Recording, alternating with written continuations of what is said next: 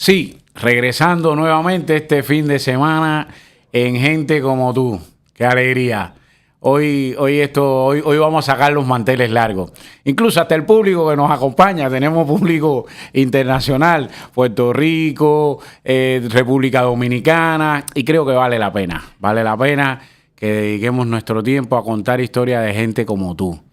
Gente que está ahí a tu lado, gente que está llevando la vida con mucha pasión. Y hoy me acompaña el doctor Eglis López. Bienvenido, doctor. Un gusto. Gracias, tenerlo aquí, saludarlo y poder intercambiar sobre algunos temas que consideramos importantes. Sí, mi gente, aquí estamos. Nos vamos con el doctor y la primera pregunta, doctor. Ahorita, tras cámara, hablábamos de su instinto paternal. Usted es una persona que los que lo conocemos sabemos de su instinto paternal. ¿Eso viene de algún lugar, de alguna formación, como es lógico? Tu formación, la familia, el entorno. La familia, para mí, mi familia fue todo. Yo crecí en una familia que era rica en valores. Mi casa le decían la casa de la fiesta. Mi mamá era una persona muy alegre. Mi papá era el padre más cariñoso del mundo. Y aparentemente de ahí viene esa forma mía de ser como tú la describes, que es algo que es intrínseco en mi personalidad. Se quedó así. Parece que exactamente por esas bases familiares que tengo. Sí, te pregunto porque hemos podido disfrutar personalmente de ese cariño, de ese afecto. Y por eso le pregunto, doctor, usted estudió en una escuela vocacional de ciencias exactas. Muy rápido, grafíqueme qué quiere decir eso de ciencias exactas y cuáles fueron los mayores desafíos en ese periodo. Era una escuela por selección, Pabli. Era una escuela, todos los cubanos saben, hay una por provincia en Cuba, y era difícil entrar a esa escuela, por eso se le decía de ciencias exactas, por la manera que se enfocaba la educación en ese lugar. Y los retos fueron muchos retos en esa escuela desde la entrada, que como le dije era un grupo selecto de estudiantes. Entraste muy pequeño. Entré muy pequeño. Ese fue el primero. A los 11 años yo salí de mi casa y creo que para más nunca regresar. Salí de 11 años a estudiar en esa escuela donde estuve 6 años y de ahí para la universidad. Más nunca definitivamente regresé a mi casa. Muy bien eso que me decías. ¿Cómo impactó en tu desarrollo personal el resultado de haber estado en esa escuela, el esfuerzo para estudiar, la distancia, la casa, los resultados docentes que obtuviste? Porque déjenme decirle que al doctor no le gusta mucho que yo hable de eso, pero lo tengo que decir. El doctor ha sido durante toda su etapa de estudiante y como profesional una persona de muy altos resultados docentes. Por eso coméntame, precisamente en esa escuela, antes de pasar al otro tema, ¿cómo fue esa parte? La escuela, la familia, todo se va concatenando para crear quienes somos hoy en día. Mi personalidad, todo sale de ahí. Te dije, como te expliqué, yo salí muy joven de mi casa. Salí prácticamente de niño a una escuela lejos de mi casa, con todas las vicisitudes de no estar dentro del seno familiar, de vivir lejos de la casa, con la demanda y la competitividad que existe, especialmente cuando tú estás entre niños, y además porque tuve muchos problemas. Oye, sí, lo sabemos. Coméntame, ¿ahí fue donde aprendiste a bailar casino? Ahí fue donde aprendí a bailar casino. Aquella rueda de casino. Éramos un grupo de floridanos, éramos 8 morenos, todos de Florida, de diferentes. No, y también había otro colega también, que Lázaro también, que bailaba en la rueda de casino. Sí. Éramos bastante diversos, pero todos éramos de Florida, era lo que más teníamos en común. Muy bien. Y entonces ahí fue donde aprendimos a bailar casino. Sí, no quería que pasara esa etapa, porque no solo fue estudio. Esa foto está en el mural de la escuela aún. ¿Verdad? No fue solo estudio, no fue solo vicisitudes, sí. También fue bueno eso. Doctor, de esa escuela, el salto de nivel, medicina, ¿verdad?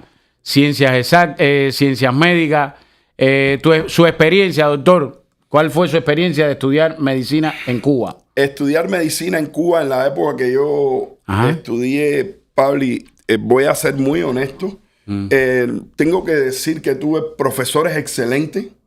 Tuve que decir que mi formación fue excelente y que tuve que hacer un gran esfuerzo para obtener resultados y avanzar a pasos superiores, porque éramos todos niños muy buenos. Eran profesores que, ¿qué te voy a decir? Lo que más brillaba y valía en la Escuela de Medicina Camagüeyana, doctor Paisán, doctor Puente, me imagino. ¿Qué te puedo decir? Pila, éramos tantos, Pila. el profe Ley, Alexi, éramos tantos en esa escuela, y después, ¿qué te puedo decir? Fue impresionante la formación mía tuve el acceso a educación de calidad, creo. Muy bien. Doctor, ¿qué obstáculos usted tuvo que superar? ¿Qué obstáculos usted tuvo que superar para lograr ese título? Para lograr ese título, Pabli, acuérdate que tú no puedes sacar la educación cubana de su contexto económico. Es muy complicado sacar la educación cubana de su contexto económico. Entonces, primero, yo estuve del 80 al 88 y después estuve del 86 al 92 y después del 92 al 95 haciendo la especialidad de medicina interna. Todo ese tiempo fue cargando con todas las vicisitudes de la miseria cubana. Sin luz, sin comida, sin agua, sin dinero, sin zapatos. Yo me acuerdo que en ocasiones me llegaban libros como libros de primer nivel, Cecil, etcétera. El Gallo, ¿no? Todos esos libros. Y había veces que yo cambiaba los libros por zapatos porque no tenía zapatos para ir a la escuela. Entonces, ¿qué te puedo decir? En ese contexto fue el mío y que ha sido el de todos los de esa generación. La gran verdad contada por un estudiante de medicina de finales de los 80, principios de los 90. Faltó la luz en esa época también. O sea que no es solo ahora, la recordamos. La gran verdad contada por un estudiante. Doctor, a partir de ese tiempo, me imagino que a usted en algún momento le interesarían algunas especialidades médicas, o realmente desde que usted llegó a la escuela de medicina, usted quería ser especialista en medicina interna. ¿Tuvo alguna otra especialidad que le hubiese interesado? Uno va pasando por diferentes cosas. Primero yo fui alumno ayudante de patología con el profesor Sánchez Báez, que todos los que están mirando esta entrevista saben quién era. Una lumbrera de la patología cubana. Estuve ahí con Pedro, que fue mi colega, con el profesor Sánchez Báez. Después, a la hora de seleccionar las especialidades, patología eran muy pocas. Y como siempre, hubo un momento que yo quise ser ENT, o sea, quise ser otorrino, y al final me decanté por medicina interna, que fue la que realmente me dio la posibilidad de continuar como vía directa y no tener que ir al campo a trabajar 2 años, y pude seguir de la carrera de medicina a hacer medicina interna sin pérdida de tiempo. Sí, me has hablado de elementos muy, muy importantes que ayudan a entender tu formación, las condiciones en que lo hiciste. Ahora, me gustaría que me mencionaras un momento desafiante dentro de tu formación como estudiante de medicina y un momento gratificante. Puede ser incluso uno que cumpla con las dos expectativas, desafiante y gratificante, por favor. Desafiante para todos los médicos siempre es cuando tú te enfrentas a la muerte. Tú ves un paciente que viene a ti con enfermedad cardiovascular aguda, respiratoria aguda, y tú tienes que lidiar con eso en ocasiones en la emergencia siendo un residente.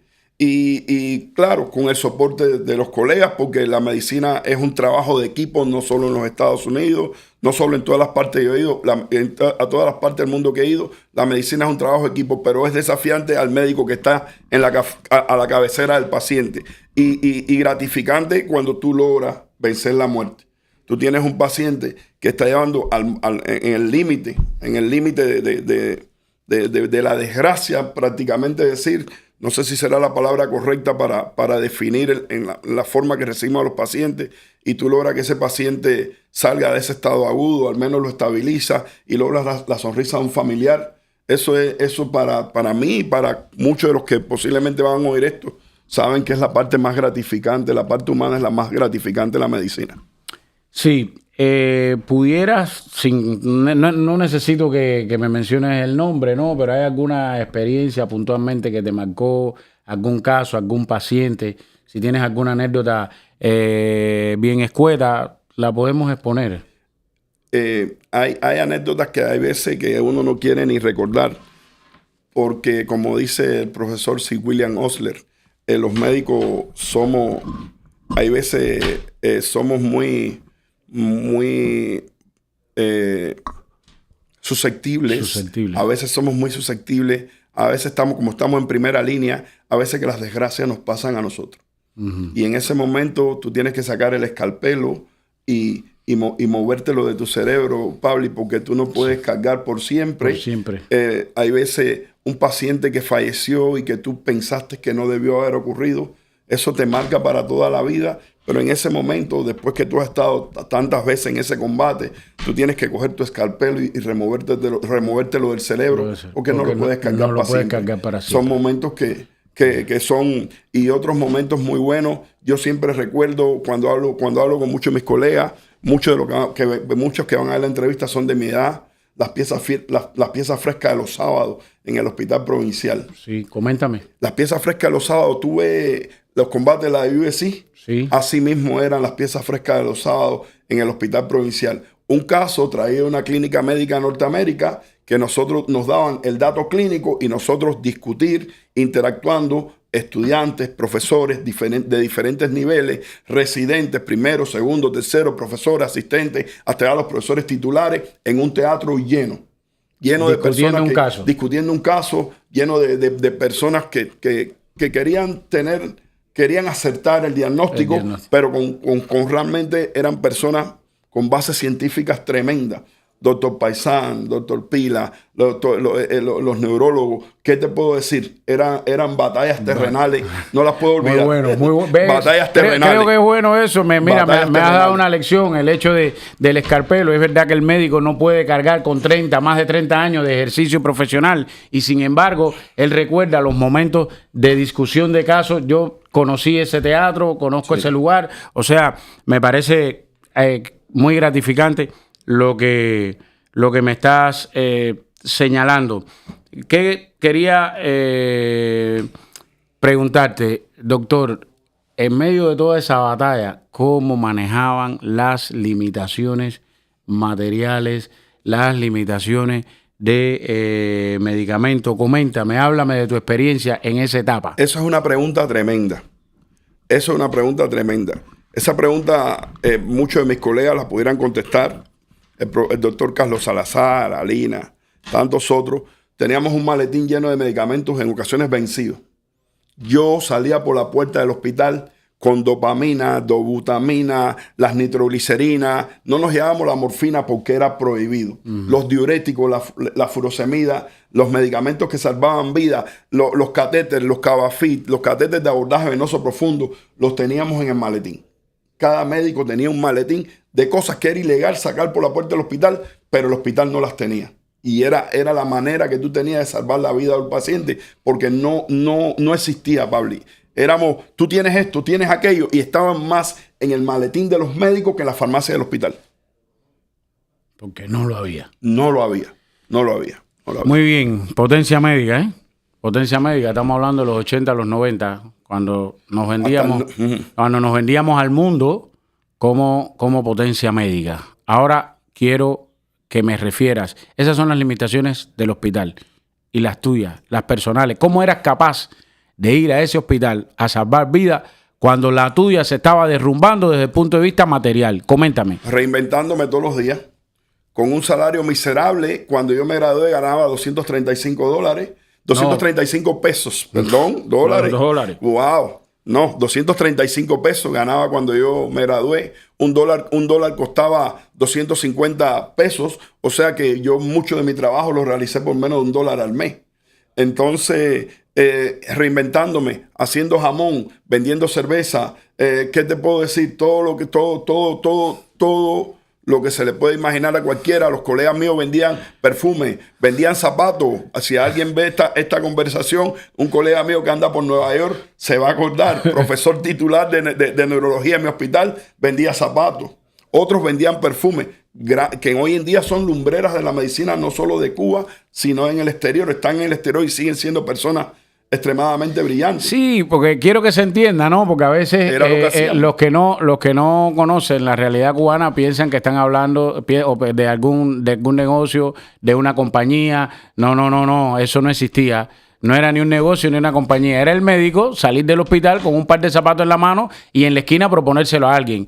Era el médico salir de su consulta e irse a un lugar donde vendían cerveza y ponerse allí a vender cerveza. Y no es que fueran trabajos inadecuados, deshonestos, ni que fueran trabajos deshonestos, ni mucho menos, sino que imagínese usted un médico en las condiciones en las que hemos hablado, que entonces tenga que ir a hacer una segunda jornada en esas condiciones. Entendemos toda esa etapa, doctor, y viene una etapa que yo creo que es muy importante en su vida. Venezuela, ¿verdad? Es correcto. Venezuela. ¿Cómo interpretas lo que a veces se le dice misión internacionalista y sabemos que no lo es? ¿Cómo lo interpretas? Yo te voy a... antes de entrar acá estamos hablando del tema, Pabli. Yo creo que para la miseria y las dificultades y la esclavitud que sufrimos los médicos cubanos en el exterior, en las misiones internacionalistas, bastante poco participamos en programas, bastante poco alzamos nuestra voz, porque yo creo que los médicos debían ser los primeros en la línea de batalla contra el sistema que tenemos en Cuba. En Venezuela yo no era menos que un esclavo. Yo recuerdo que una vez vino una visita de la capital y yo me paré y le pregunté, porque desgraciadamente hay personas que nunca han hablado, los que están conmigo, que estuvieron en la misión, saben quién era Eglis. Cuánto yo luché por muchachos jóvenes que trataban de sacar de la misión porque cometían errores. Cuánto luché contra colegas que nos esclavizaban. Algunos que fueron colegas míos en Cuba, que hoy están aquí en los Estados Unidos, que yo me fui un día y a 3 días antes salir yo por la embajada americana, me estaban saludando después de queriéndome saludar, después de haberme esclavizado en Venezuela. Tú sabes, yo creo que los médicos cubanos debiéramos alzar más la voz y decir nuestra verdad a todos los lugares, porque yo califico a Venezuela como la misión de la mentira y de la esclavitud. De la mentira porque las estadísticas las inventábamos. Yo cogía y me sentaba y cogía la guía telefónica y en la guía telefónica cogía a los pacientes y le ponía visión borrosa, catarata. Obligado. Nos obligaban a hacerlo. Confesiones, ¿eh? Nos obligaban a hacerlo. Entiéndase lo que estamos hablando de esa misión que se vendió al mundo entero como un acto de solidaridad, como un acto de entrega, y finalmente era un gran fraude. Por eso se adoptaron las últimas medidas que se adoptaron, ¿sabes? Que se la están anunciando. Todo el que tenga que ver con este asunto de las misiones en el exterior, tiene el gobierno de Estados Unidos le va a aplicar sanciones. ¿Lo sabías, no? No, yo lo vi, yo lo leí. La pregunta es exacta, ¿y por qué lo hacías? ¿Y por qué lo hacía? ¿Por qué lo hacen los cubanos? Porque vivimos sencillamente en un sistema de terror. Cuba es un sistema de terror donde todo el que tiene una opinión, todo el que quiere gritar una verdad no tiene espacio. Y el próximo paso es la desaparición. Te desaparecen. Te desaparecen moralmente, es el primer paso, y después físicamente. O sea, que la motivación para aceptar ese tipo de misión, que realmente no lo es, era el miedo, fundamentalmente. Y la miseria. Y la miseria. Y la miseria. El miedo y la miseria. Una combinación exacta para que las personas hagan cosas malas.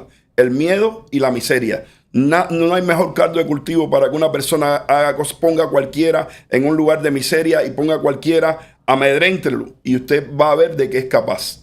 Eso es la práctica habitual del gobierno cubano. Muy bien. En medio de ese miedo, de esa miseria, ¿cómo te adaptaste al sistema de vida ahí, a la situación con la que conviviste? Coméntame, ¿cuál era el status quo del pueblo venezolano en esa época? sus costumbres? Muy rápido, ¿puedes comentarme? Te voy a ser breve. Yo siempre he sido un rebelde.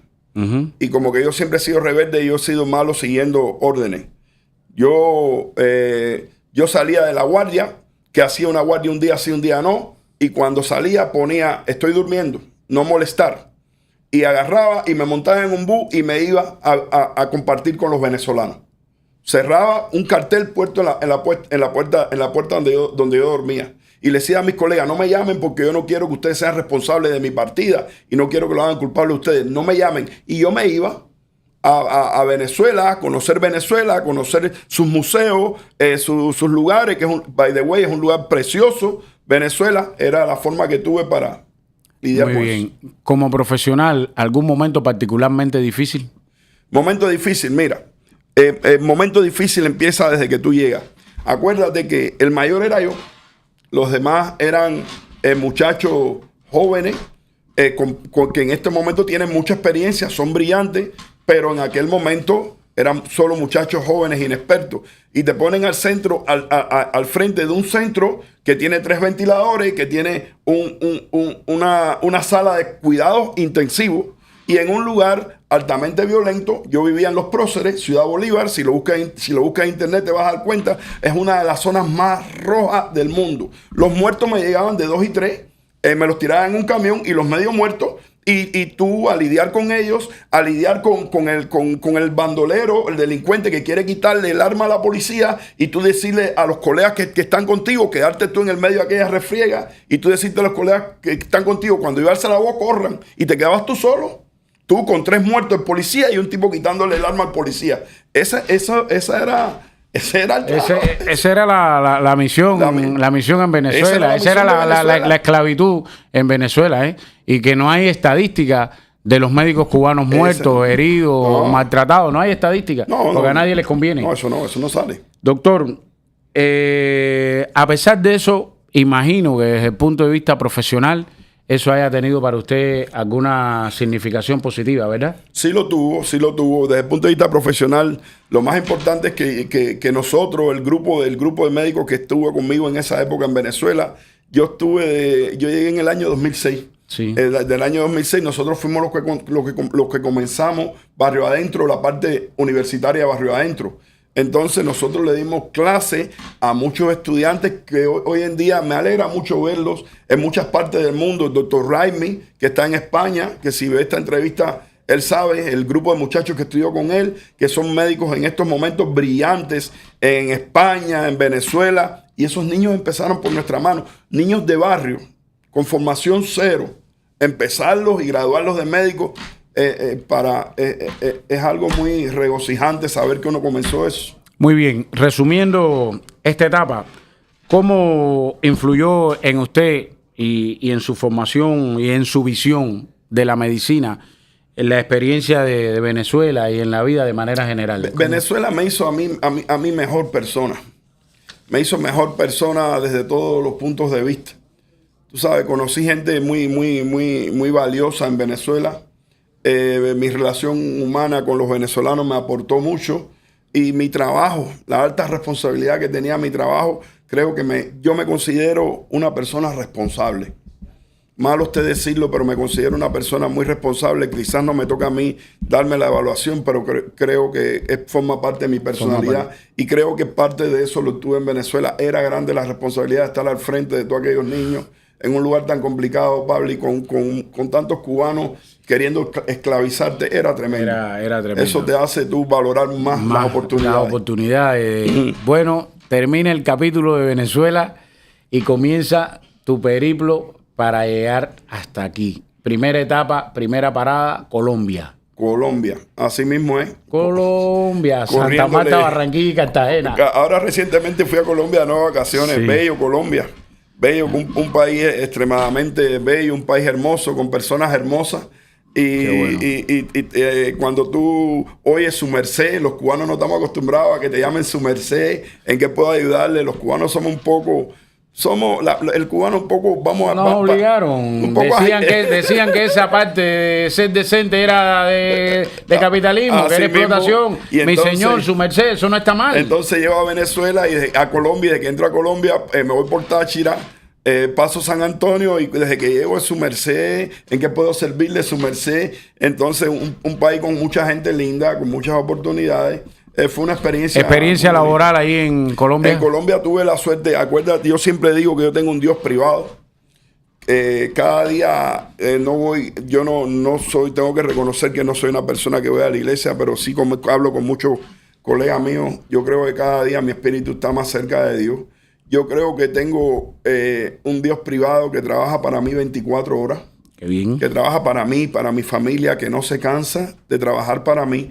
Y llegando a Colombia, un amigo mío que se llama Guido, que está aquí hoy en día, trabajaba para el médico de la General Motors de Bogotá. Él se fue y yo terminé siendo el asistente del médico de la General Motors de Bogotá. Ahí estuve 3 meses trabajando en Colombia. Trabajé de nuevo de médico en Colombia. O sea que he trabajado en Colombia, de médico en África, en Venezuela, en Colombia. Tuve una buena experiencia que después te sigo contando. Bueno, aquí podemos hacerlo. Estamos bien con el tiempo, honestamente. Y creo que sí. Yo creo que la experiencia de África la vamos a dejar para otro momento, cuando regrese a contarnos de otras experiencias. Pasar por Colombia, llegar a Estados Unidos, infiero que por lo que me has contado, una de las motivaciones fue el miedo, ¿verdad? El miedo a seguir siendo explotado. Te voy a dar un pie forzado. El otro día, leyendo un texto, viendo el muro de un sacerdote de una iglesia católica, el muro él decía, detrás del miedo está el país que queremos lograr.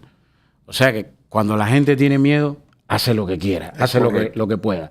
Y finalmente creo que la motivación principal para salir a Colombia y después llegar a Estados Unidos fue esa, ¿verdad? El miedo es la última puerta. Ya. Cuando tú llegaste al miedo, ya estás, ya cuando ya el miedo te cala, ya tú sabes que de ahí para allá no hay más nada. Tienes que moverte porque es un problema de adaptación humana.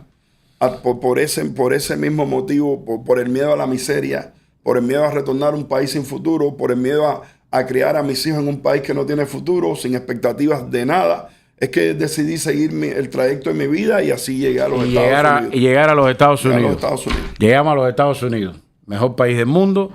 Ahora bien, ¿cómo fue esa llegada? ¿Qué impresiones tuviste al inicio? La llegada... Sincérate. La llegada a Estados Unidos fue bien cómica. Un comentario. ¿Llegaste con paracaídas, sin paracaídas? Llegué ¿Caíste, bla? ¿Cómo fue? Llegué en avión, pero sin paracaídas. En avión. Yo creo que me soltaron de la puerta para abajo. De la tiraron. Sí, efectivamente. Sí.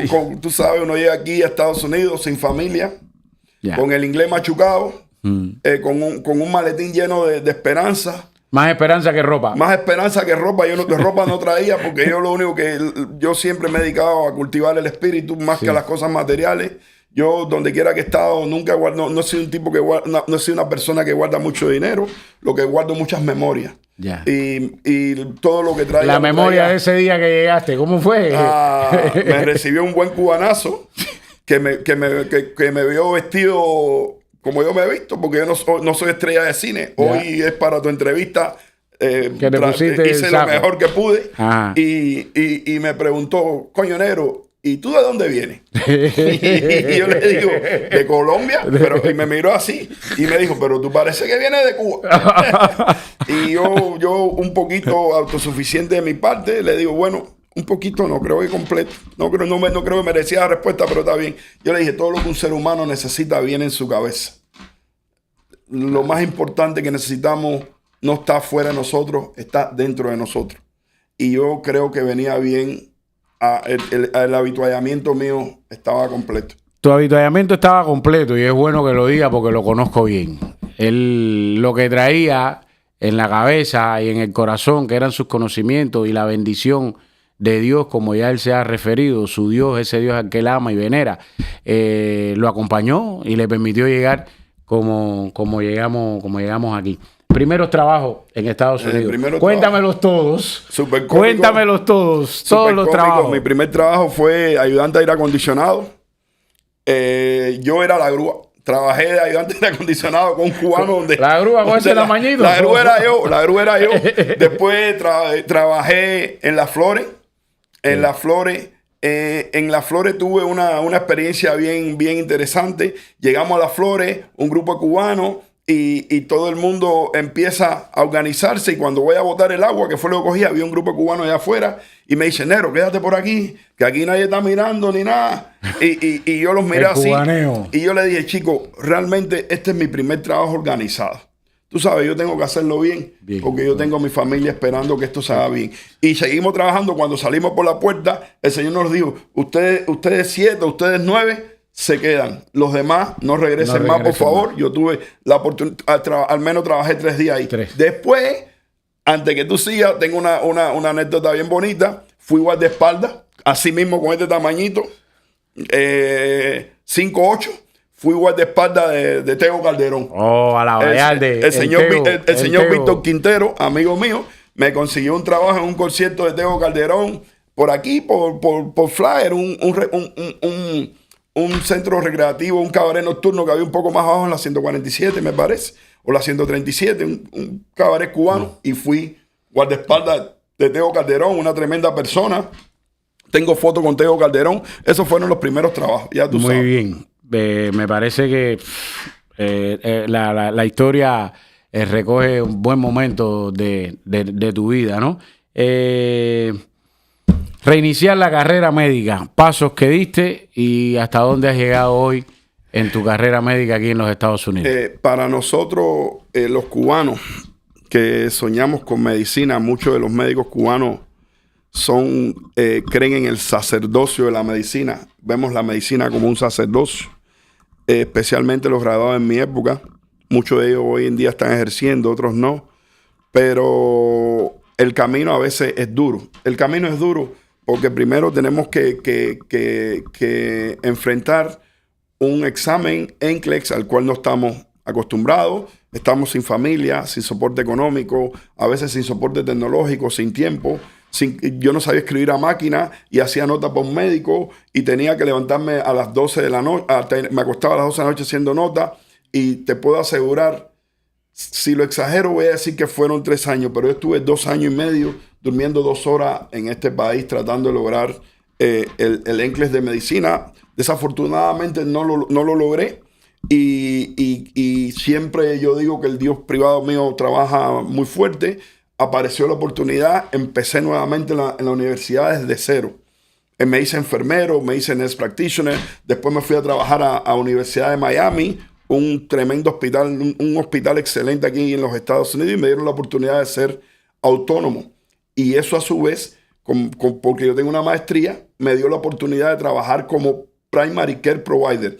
Para que los cubanos entiendan, eso es como un médico. Yo trabajo de médico primario. Yo tengo un pool de 300 pacientes para una compañía de médicos primarios y yo veo mis 300 pacientes autónomos por mi cuenta, como los demás médicos del grupo. La otra cosa, me hice analista de conducta, hice una maestría en analista de conducta y soy especialista en analista de conducta y próximamente estamos pensando seguir, tú sabes. Si algún pequeño orgullo me cabe en toda esta historia que está contando el médico es que la hemos vivido juntas, yo a la sombra, ¿no? Pero la hemos vivido juntos y me siento muy, muy satisfecho de que él pueda expresarles a ustedes por dónde ha tenido que caminar. Egli, en tu intervención y en los diferentes momentos has hecho referencia a Cuba, opiniones sobre Cuba, sobre el estado actual de las cosas. Has hecho referencia al del gobierno y a lo malo que ha sido el comunismo para Cuba. Mi pregunta, ¿consideras que dentro del sistema de salud cubano, cuáles son los elementos que pudiéramos señalar como negativos y positivos dentro del sistema de salud cubano? En este momento, aquí a la distancia, se me hace un poco difícil darte una respuesta definitiva, pero te voy a decir lo que yo estoy viendo porque estoy en contacto con mucha gente, porque estoy mirando cómo se está moviendo la situación cubana. porque estoy mirando la cantidad de jóvenes que están escapando del país, porque veo porque parte de mi familia está en Cuba y parte de sus problemas a veces tenemos que resolverlo desde aquí, etc. La medicina cubana evidentemente está en crisis. Está en crisis, ¿por qué?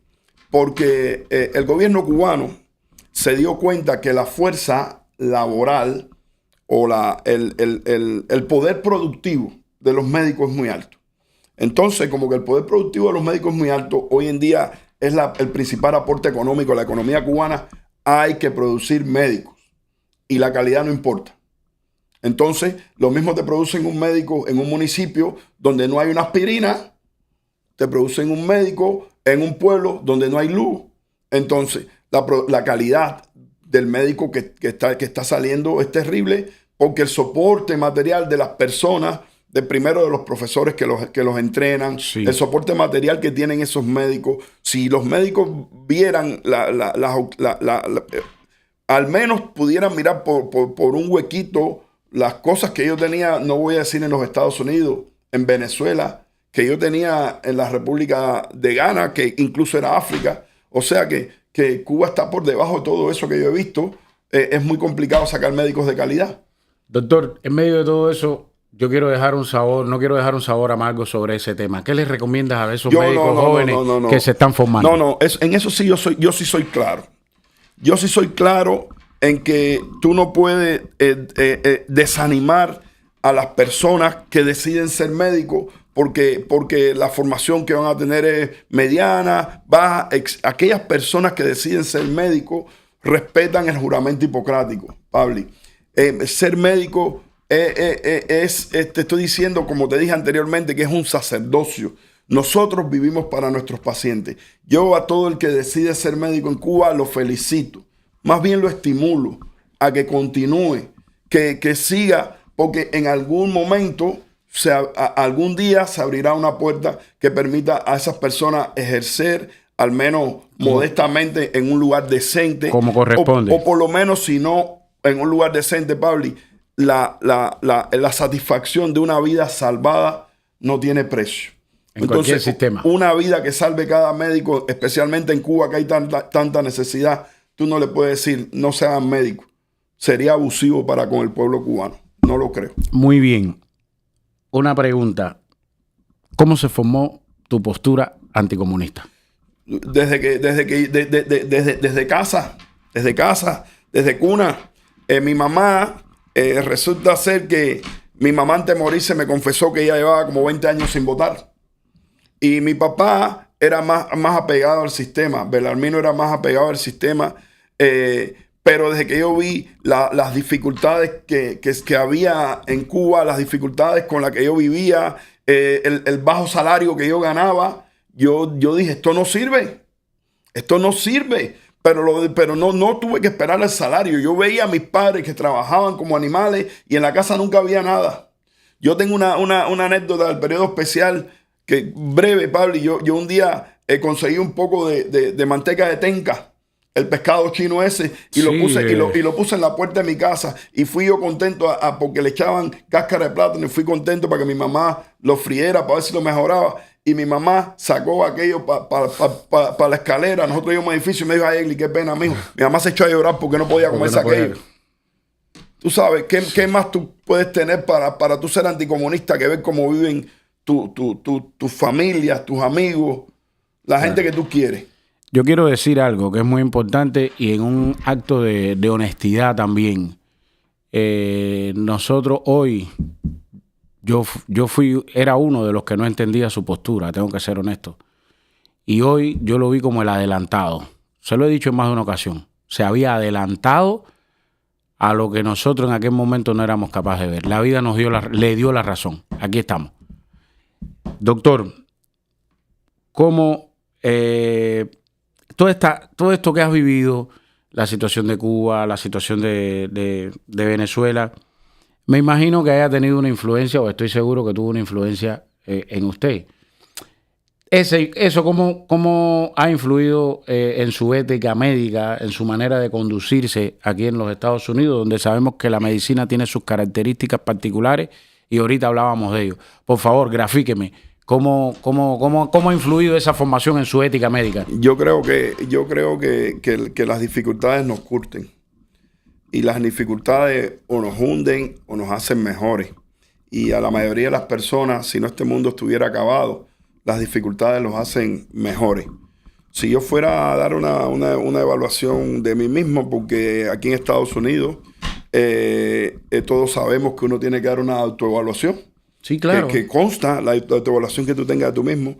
Yo tengo que decir que hoy soy mucho mejor persona. La forma en que veo, en que aprecio mi entorno, la forma en que veo la medicina, la forma en que me relaciono con mis pacientes cambió totalmente. Yo cuando era estudiante me acordaba que todo el mundo me decía si la medicina es arte o ciencia. Hoy yo estoy seguro que la medicina es un arte. La medicina es el arte de cuidar por el ser humano. Y ese arte uno tiene que ponerlo en su corazón. Es el arte de dar una mala información a un paciente que tú quieres que no salga más estresado de lo que venía y que tienes que decirle que tienes cáncer. Y tú tienes que ver cómo tú se lo dices. Hay veces que eso yo no soy amante de las estadísticas. Yo no soy amante de las estadísticas. Yo soy amante del ser humano. Y como que esa es la parte de la medicina que me gusta. Creo que todo esto me ayudaron a ser la persona que soy hoy, a tener la relación que tengo con mis pacientes y con mi familia. Muy bien, doctor, yo soy testigo de cómo has manejado ese asunto. Ahora, quería preguntarte, te pedí un consejo para los médicos que estaban en Cuba. Ahora, teniendo en cuenta su trayectoria en el extranjero y particularmente aquí en Estados Unidos, ¿qué les recomiendas a los profesionales de la salud y de otros sectores que lleguen a Estados Unidos? ¿Tu recomendación cuál es? Mi recomendación más franca es que no desfallezcan. Que no desfallezcan, que apelen a su yo más grande, a su fuerza interior más grande, que recuerden, que apelen a Dios, que recuerden a la familia y que no desfallezcan, porque estamos en un lugar de oportunidades. Y eso no es un eslogan. Aquí en este país hay muchas oportunidades. Si tú las buscas, las encuentras. Lo que uno tiene que ser capaz de tener la fortaleza suficiente de pasar las zancadillas que la vida te pone. La vida siempre es como si fuera un muñequito malo que va delante de ti poniéndote obstáculos. Y uno tiene que ser capaz de superar esos obstáculos y no desfallecer. Tienes que tirar para adelante, porque no hay forma de salir de la guerra si no se tira para adelante. Y hay que tirar para adelante y hay que echar para adelante y hay que perseverar. Es lo que le digo, porque me he dado cuenta que en este país premia mucho al que persevera. No al que más sabe, sino al que más insiste. Al que más insiste. Al que va y vuelve a ir. El que va y vuelve a ir y vuelve a ir y vuelve a ir. Ese tipo triunfa. Sí. Ahora, yo quería que me comentaras algo profesionalmente brillante. ¿Cómo logras el equilibrio entre la vida profesional y la vida personal? El doctor tiene 2 hijos, su esposa, su familia, y nos tiene a nosotros, que de alguna manera también somos sus hijos, porque aunque somos mayores, a veces nos equivocamos y el doctor nos dice, por ahí no, es por aquí. ¿Cómo manejas ese gran desarrollo profesional con la vida personal? Yo creo que todo eso va junto, Pablo. Yo creo que todo eso va junto. Pero en este momento que yo estoy de mi vida, el 100% de mi enfoque lo tengo más en mi familia. Tengo el 100% de mi enfoque en cómo criar esos muchachos que vienen detrás de mí, en cómo dejar un buen ejemplo para ellos. Tú sabes, porque yo creo que ese ejemplo va a multiplicar bienestar para ellos. Entonces, por ahí viene el centro. La cuestión está dónde tú pones las piedras y cuáles son las piedras fundamentales en tu vida. Si tu carrera profesional y el hacer dinero va a ser la piedra fundamental de tu vida, te felicito. Vaya adelante, Señor. Yo decidí poner como piedra angular de mi vida mi familia. Entonces he logrado establecer un equilibrio, un balance exacto, porque sé dónde va cada cosa. Muy bien. ¿Cómo te has sentido? Excelente. ¿Te has sentido cómodo? Excelente. Creo que tranquilo. Ha sido un buen momento para que dijeras cosas que llevamos tiempo escuchando y que no No Sí. había, en mi opinión, no había estado la plataforma precisa para hacerlo. Sí. Yo quiero que sepas que los micrófonos de Latinísima, de gente como tú, están abiertos para usted o para cualquier otro profesional o no profesional que tenga un testimonio de vida que pueda ayudar a realzar la autoestima de otras personas. Eso es algo muy importante. Lo segundo, agradecerte que estés aquí. ¿Quieres decir algo para concluir? Chico, darle las gracias a ti y a tu emisora Latinísima, a tu programa Gente como tú, por dejarme abiertamente, sin peros, expresar lo que yo quería expresar y agradecido por la oportunidad. Sí, yo he dicho en otras ocasiones que esto es para darle voz a los que no tienen voz. Un poco que en los últimos días he rectificado, ¿no? Realmente ya estar aquí es tener voz. Entonces usted no tenía voz, ahora sí tiene voz. Doctor, yo me voy a despedir y me voy a permitir el gustazo de darte un abrazo en cámara. Ok. No siempre la vida te da esa posibilidad.